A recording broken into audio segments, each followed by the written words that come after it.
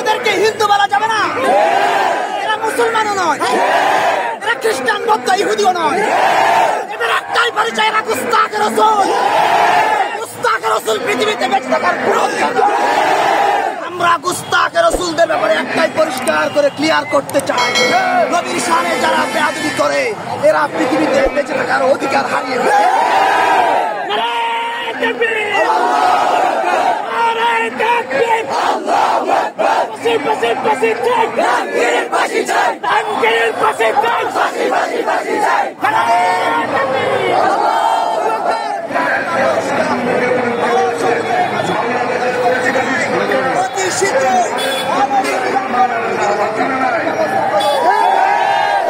ফাঁসির ব্যবস্থা করুন, রাষ্ট্রীয় আইন করুন।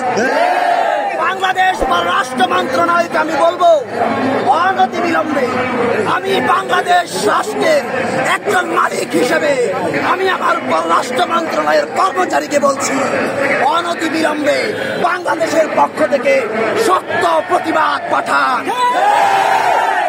18 কোটি মানুষের মনের ভাষা বুঝুন, এটাকে ডিনাই করবেন না, ইগনোর করবেন না। আমরা নবীজির ভালোবাসায় একটা জীবন নয়, লক্ষ লক্ষ জীবন দিয়ে দেব ইনশাআল্লাহ।